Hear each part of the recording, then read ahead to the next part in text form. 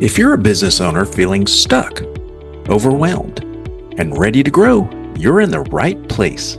Welcome to Small Business Pivots, where founders share insights, stories, and pivots that lead to sustainable growth. I'm your host, Michael D. Morrison, a business coach helping business owners get unstuck and grow. All right, welcome to another Small Business Pivots. Today we have a very, very special guest.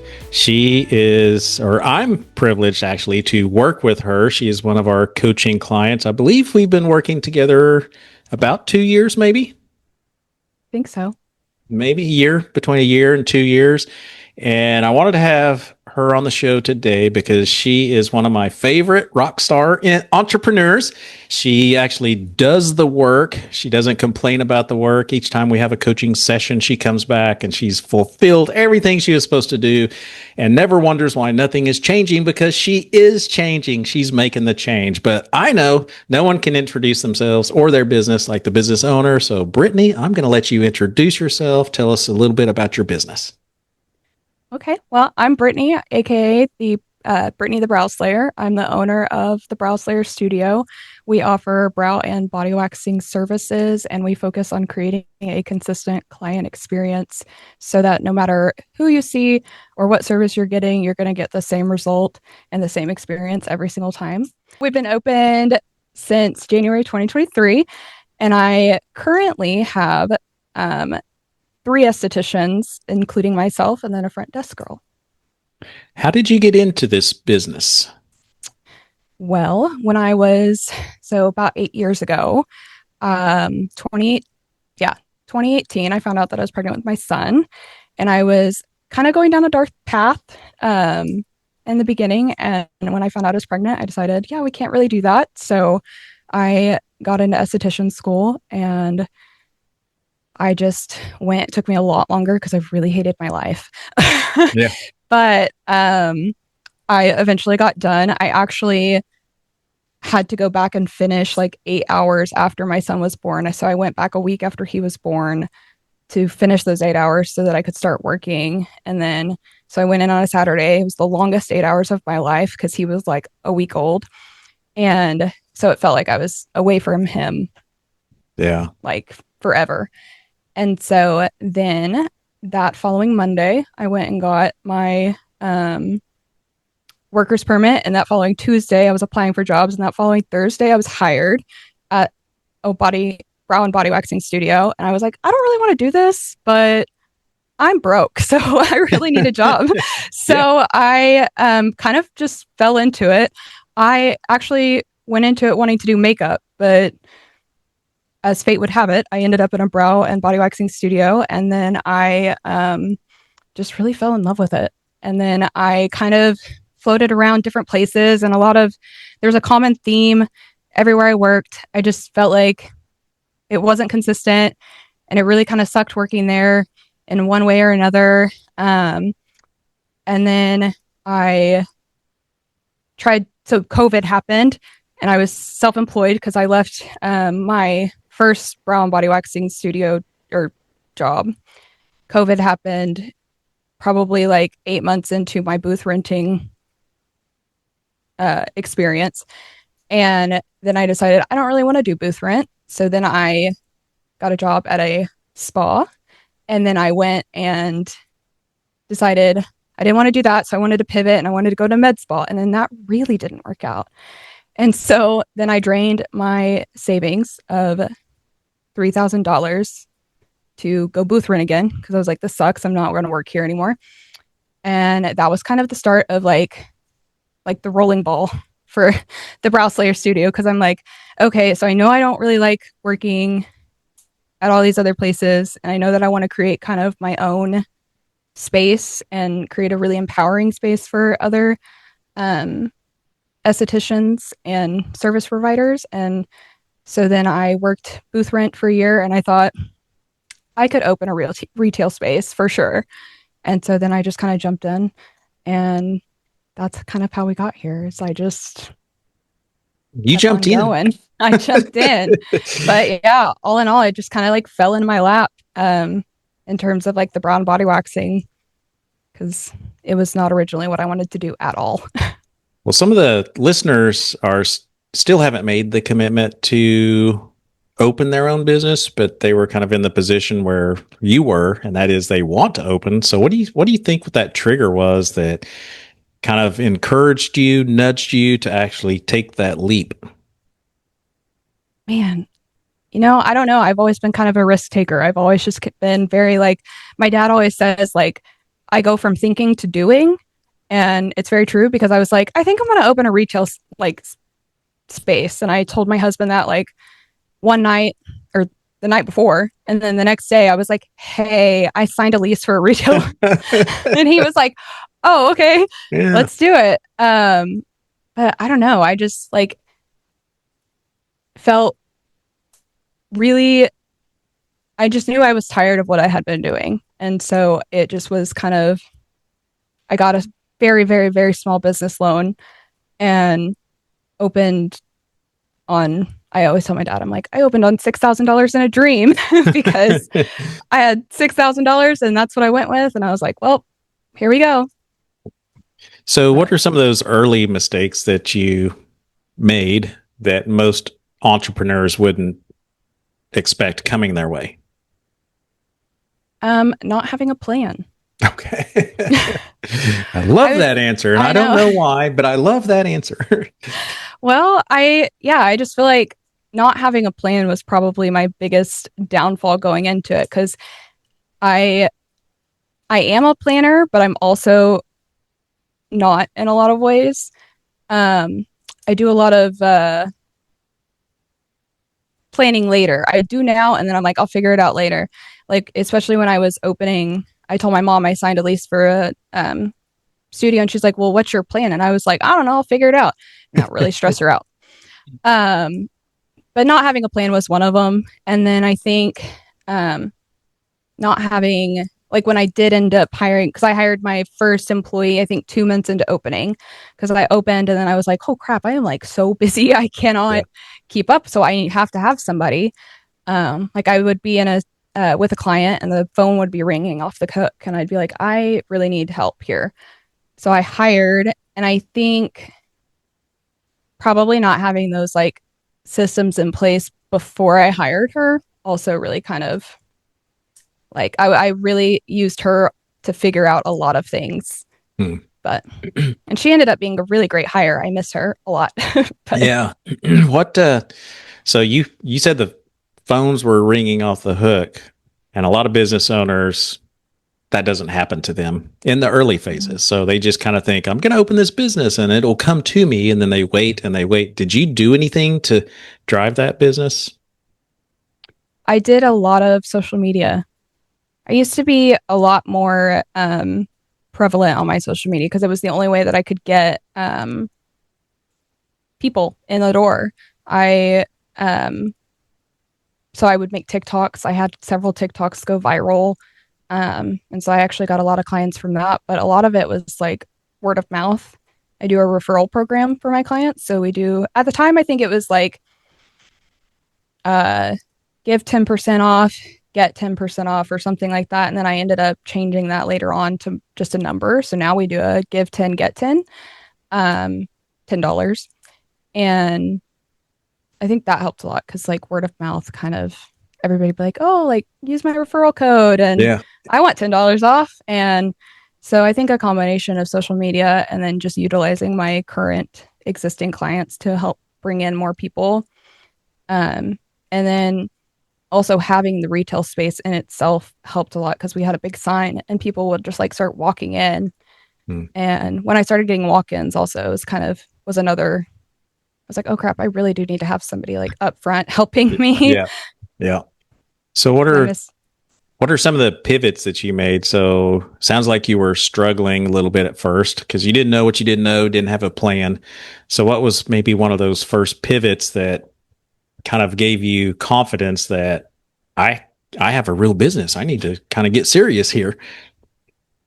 Probably about the time that I started like meeting with you because I think I came in and I had, oh my gosh, how many employees did I have at the time? I think I had like maybe two other employees at the time when I started meeting with you. And I wanted structure for them so bad. And so I was I made all these like handbooks and was like trying really hard to like make things like very organized for them. But then I just still felt like it wasn't like something wasn't landing. And I also just felt like I was doing them a disservice. And so that was kind of where I came in and I was like, actually, let me rewind because I just remembered. So I went to a esthetician conference in Vegas in 2024 and they it's the biggest conference for estheticians. They have all kinds of like salon owners and you can take classes, and I took a lot of classes. I took my mom with me and made her sit in on these classes with me, but I took a lot of classes about like financial clarity and a lot of classes about leadership. And one of the classes I took was with a consulting firm. Mhm. And when I was sitting in there, I was like taking all these notes and I'm like, I don't do that. Oh God, I don't do that. Oh no. And I had actually met with them and I remember sitting with them being like doing a one-on-one sit down with them, and they were telling me, oh, like we can do this and we can do this and like you can come to this like business school that we offer and all this stuff and we'll show you how to put these systems in place. And at the time I was like, oh wow, like I really want that, and which I still did. But when I got back and sat on it more, it just felt really disingenuous and not really catered to my specific situation. They were like handing you all these like templates. Like they like literally gave you like a thing of templates and then you just have to like I'm like, I don't know what to do with these templates. What am I Yeah. supposed to do with these? And so I kind of for a couple of months after that, um I used the templates. I was trying to use the templates, and yeah, I think about September of that year of 2024 is when I kind of reached out and was like, I don't know what I'm doing. Like, Well, let's talk about that yeah. because there's a lot of, I will say there's a lot of templates out there. So for different types of businesses, I have other business owners call me and they're going to buy SOPs out of a box that's already made for their business. And I'm like, yeah, but this power washing company is different than your power washing company and the temperatures are different. Like that doesn't make sense. So you've created a whole playbook of systems and processes. So what would you say from your experience? You purchased the templates and you had a hard time figuring them out because I know you showed them to me. And then Mhm. you kind of created your own. Tell us the difference between the two. What was your experience like and what does it look like now? I mean, the templates were really good starting out. Like they were helpful and in terms of like getting me started.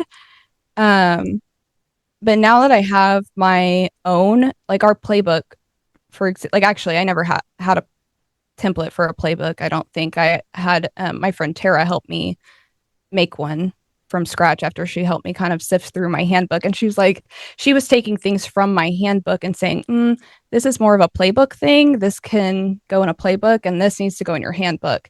And kind of because before my handbook was like so many pages long, Yeah. it was really absurd.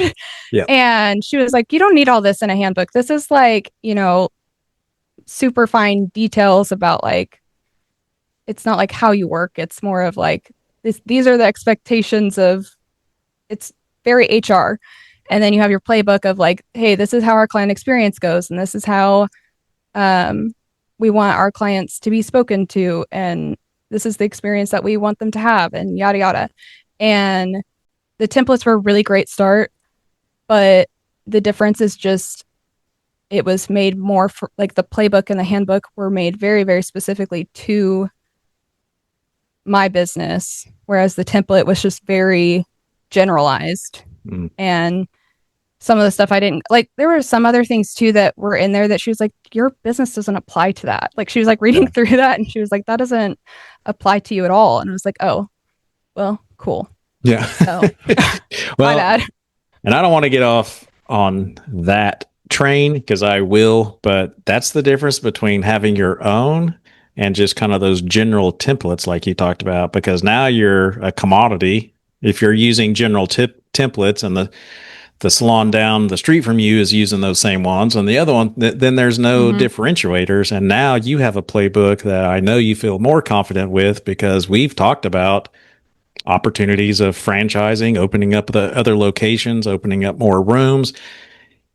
How do you feel that those are more helpful than if you were just to have templates?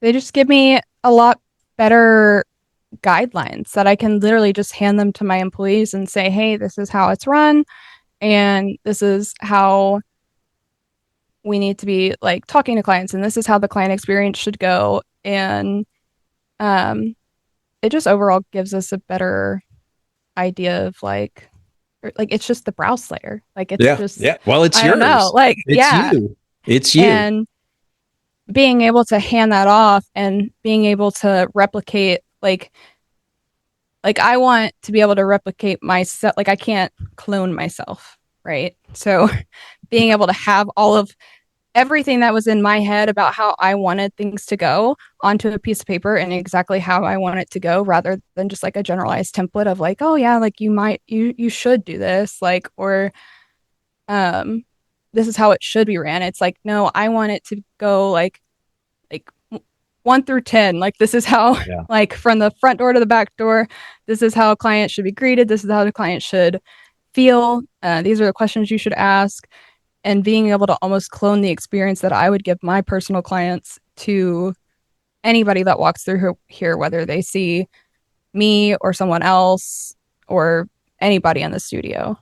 I love some of the words you said, replicate and you and the Brown Slayer way.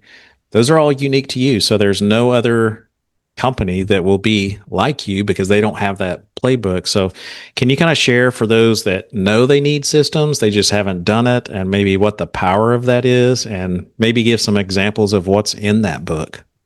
Well, I just say do it.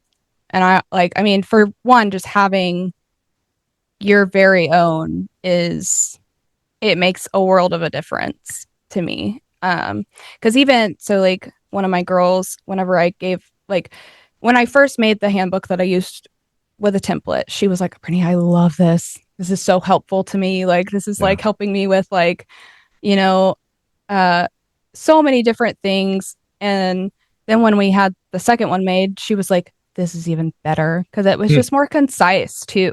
Because I felt like I got very wordy in the other one, which is why it was like 100 and something crazy pages long. Yeah. Nobody wants to read through that. Um, but part of what is on, mostly, so like in our playbook, mostly is in like, this is what you own. This is what the front desk owns. So front desk is in charge of reaching out to clients and confirming and reaching out and rescheduling and handling all of the front desk things. And there's like a whole checklist of things that they own in their role. And then there's the service provider, and it's like everything that they own. And then there's like another section where it talks about like what everybody owns and what everybody needs to kind of make sure that's handled. And also having like accountability sections. Um, and then also the playbook also covers, you know, the client experience. That's mostly what the because it all everything that the different roles own is all directly tied to the client experience. So like I think it starts off as the everything that they own, and then it goes into, and this is the client experience, and they come in, or how do they find us? They find us on social media, and then they go book online, and then they do this, and then they come to our studio, and then they're offered a beverage and a snack, and then they're waiting, and then they do the handoff. And so um it's very like down to like very, very detailed, but also smaller, Yeah. You keep much mentioning, smaller. yeah, you keep mentioning the client experience. How important is that to have a consistent client experience? To me, it's everything.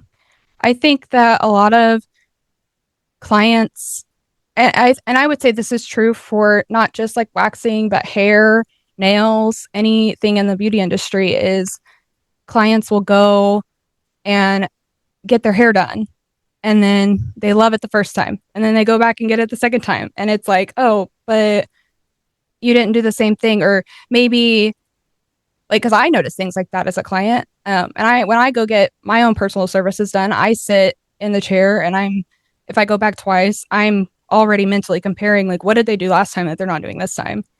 So, like, if I go and get my hair done and they do this really beautiful, nice scalp massage and do all these essential oils and like a neck massage and give me like a warm towel thing when they're washing my hair, and then the second time they don't, I'm like, what the heck? Like, Yeah. but my price is still the same. I'm still paying for the like Mm. same thing. Why am I not getting the same experience? And that's even with sometimes the same provider. So then when you go somewhere and you're like, oh, I'm seeing a different provider and it's still not the same.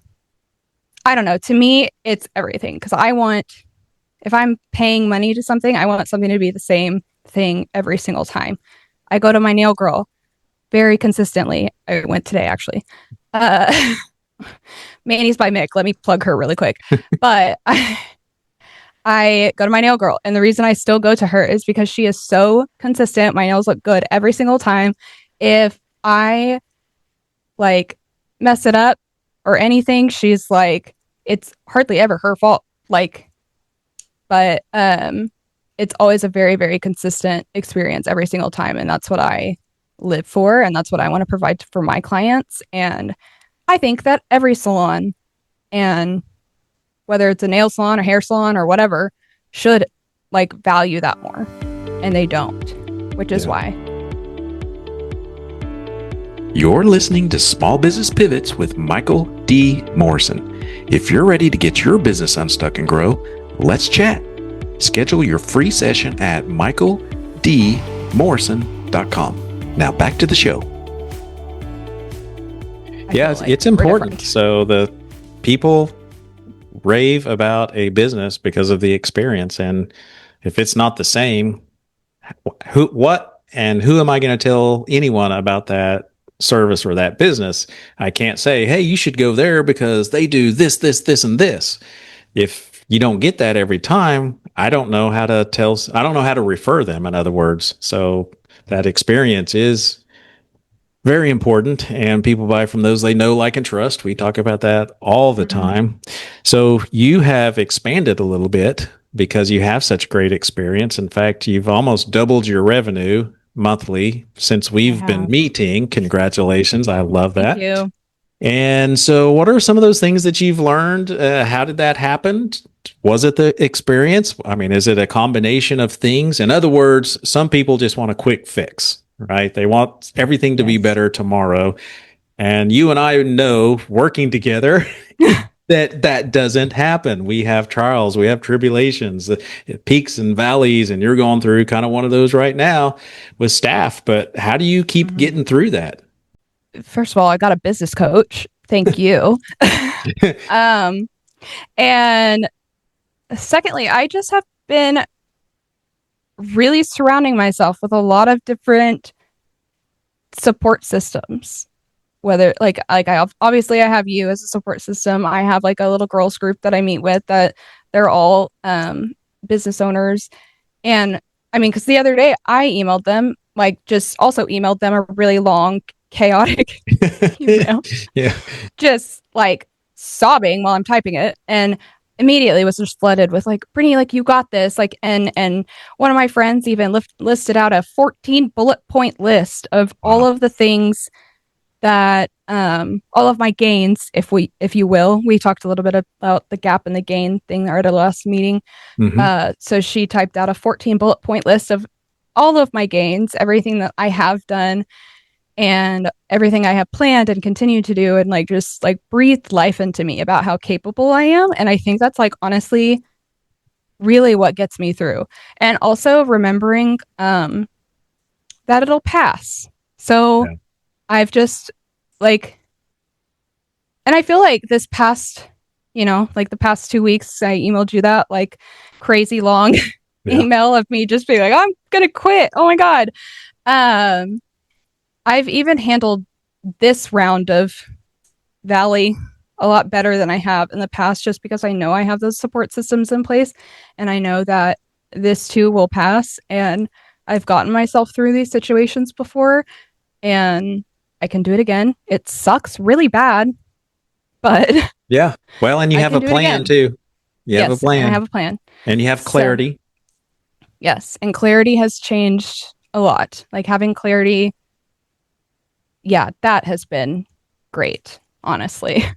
Well, and I was thinking after you sent that email, of course, I wasn't going to point that out at the time because that's not comforting, but to know that this time it will be easier because you do have systems in place, you have a hiring process, and even right now, your hiring process, you've tweaked a little bit, but you didn't have to start from scratch.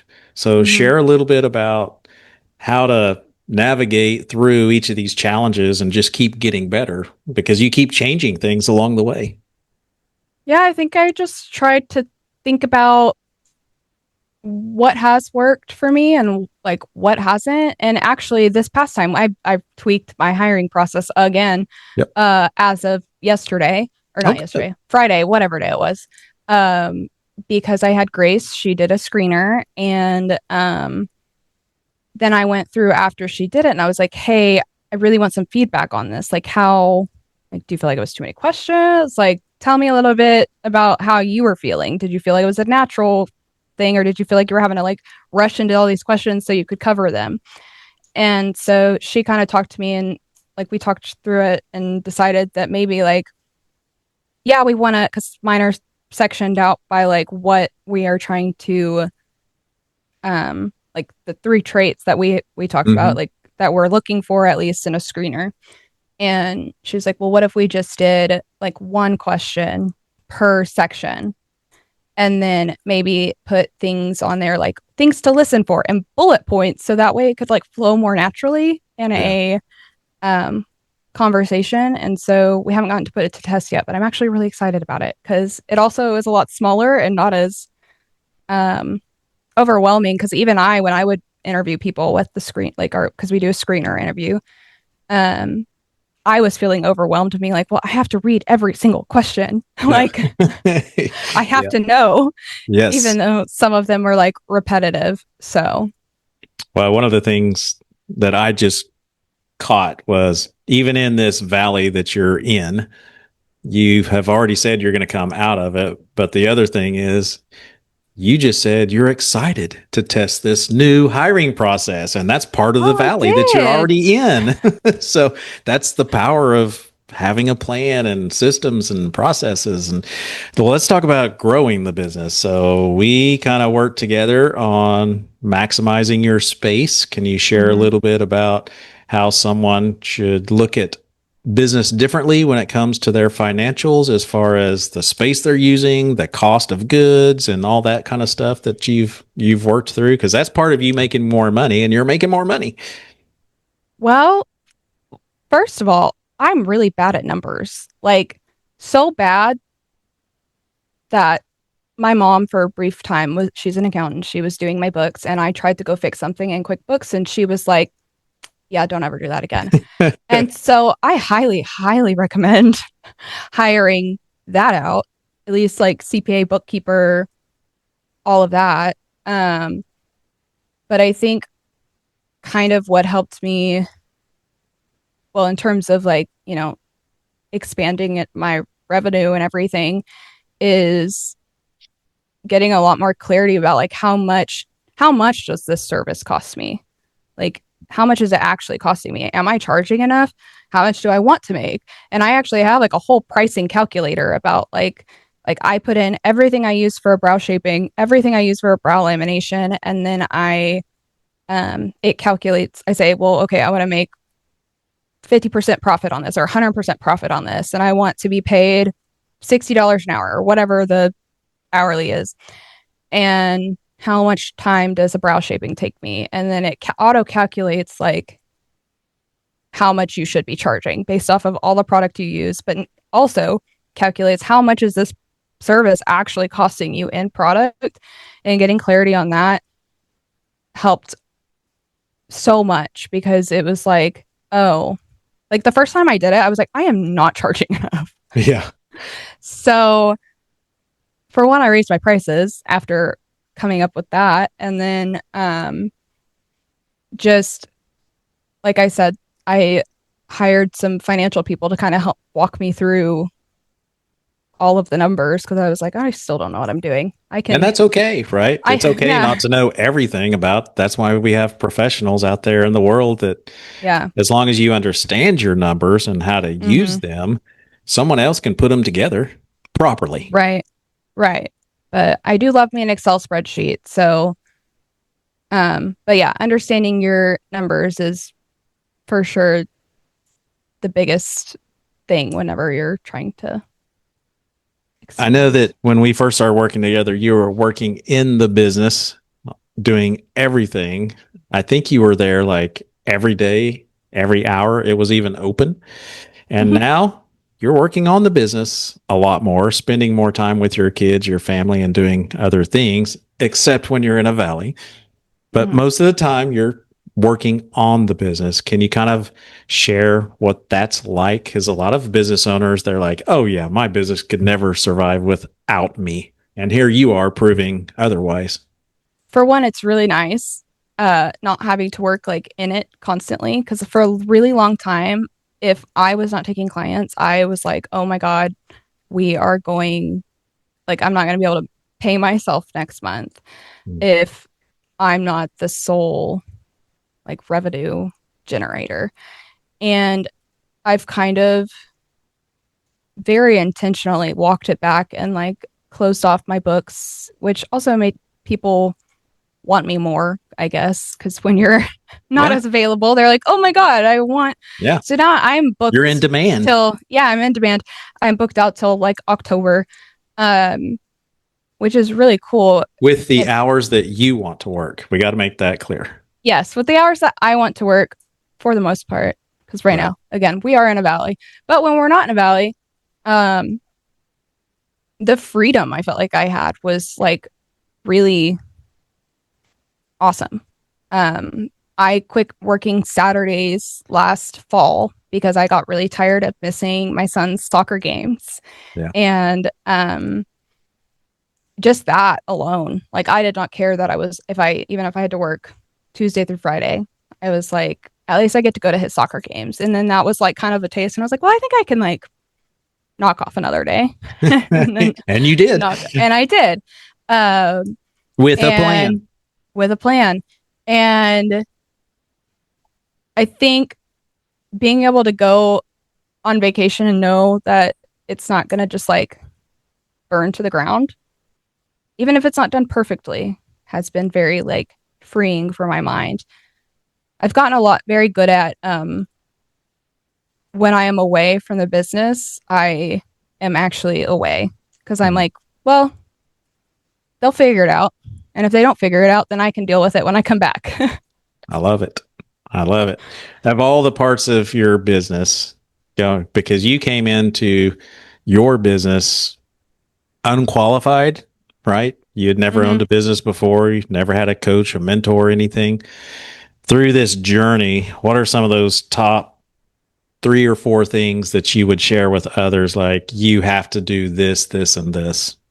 Well, actually, I can answer this very well, I feel like, because I am any business owner that I meet, if I like is like my makeup artist, I was getting my makeup done last weekend because I did a photo shoot.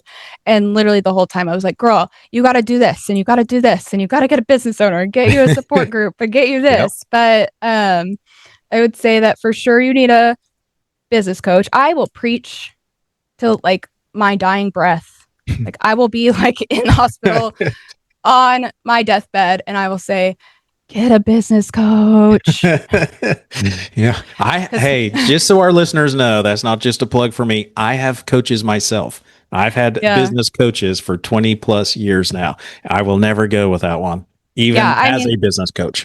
of course, I send your link every time I'm talking to somebody, especially if they're complaining to me about like not knowing what to do. And I'm like, here's mine, reach out to him. But also, if you don't want to use him, use somebody. Yeah. Um, but having a business coach and just like support like groups, whether you just go to like a lunch with some people, other business owners that you can just like complain about owning a business because sometimes it sucks. Like sometimes it's not Yes, it fun. does. And so having that like sounding board for people to also make you feel like you're not crazy is or alone is so helpful. And then also, yeah, the numbers, I would No, say. the numbers. Those are Yeah. probably my top three is know your numbers and get you somebody, a bookkeeper, somebody that can handle all that for you.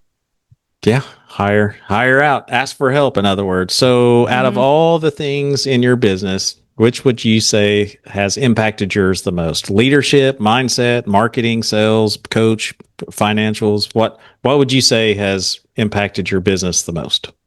I think it's just a combination of all of it. It's just like little changes here and there that make such a big difference of like even just a mindset shift even can make a difference in your business. Cause like, I mean, there have been times where I'm like, God, think I'm gonna throw in the towel. This sucks really bad. But then whenever I change my mindset Yeah. and we talked about it in our last meeting, I was like, so I just need to change my attitude. Is is that what it Well, is? Um, and that's what I've actually been trying to do this time is kind of shift my attitude to being like, no, this is just a phase. You get through it. It's fine. And honestly, everything has been fine. And that is what's crazy. yeah. So I think it's just a combination of all kinds of like all the little things. Well, and kudos to you because none of this changes unless you do the work. Mm-hmm. So, we can all have a plan.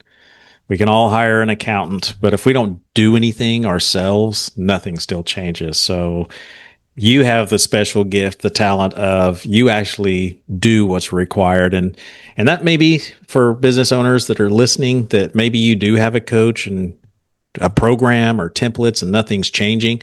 Maybe look within. Maybe you're not doing the right things. Each time you come Mm-hmm. to the table or sessions, you've done the right things. And it's like, next, next, next, right? And Yeah. so every time it just equips you. It's not a quick fix, it's just a consistent action taking system.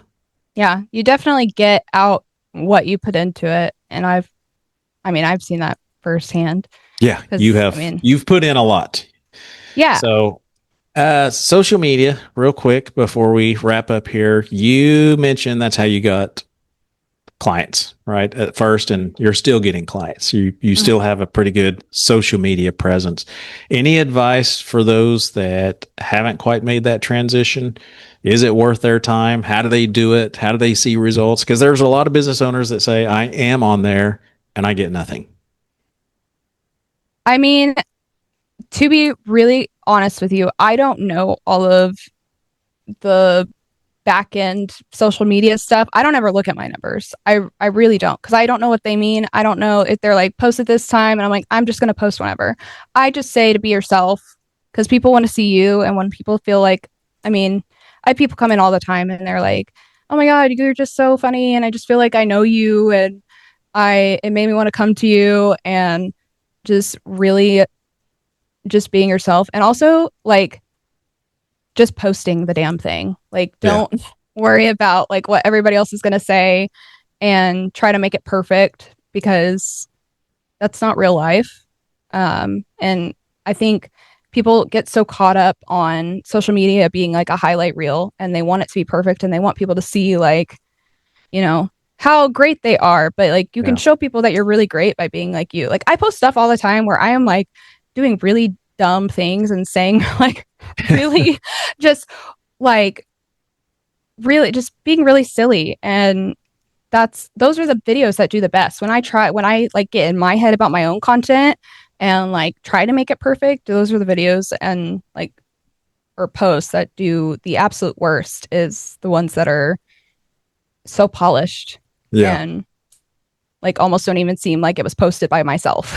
Yeah. So No, that's good advice because you're being you, which mhm. it's kind of like I think we've talked about this, like people that try to tell a joke on stage and it's like there's some people that's funny and other people you're like, yeah, don't try telling jokes. That just didn't, you don't have the swag for that. Right. And so just be yourself. Well, how do people follow you? Where are you located at? And specifically, who do you help? So my Instagram and TikTok are Brittany the Brow Slayer, and then Instagram and TikTok for the Brow Slayer Studio is just at the Brow Slayer Studio.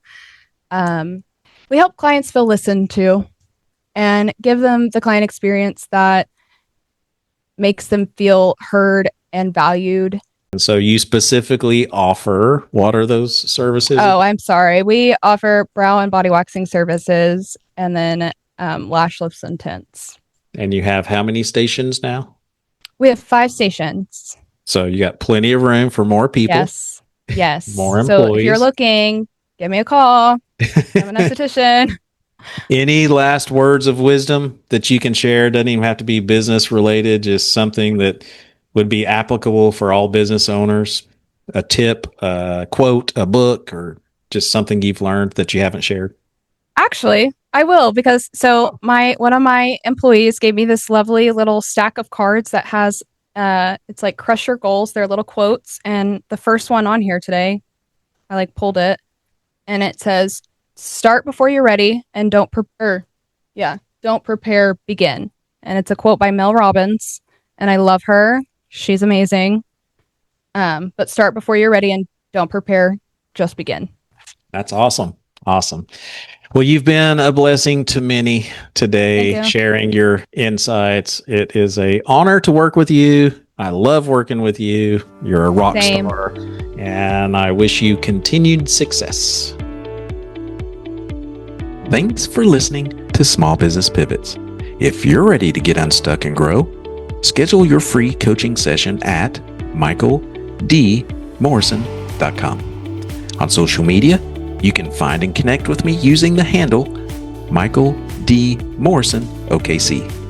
And if today's episode helped you, subscribe and share it with other business owners. Until next week, keep pivoting.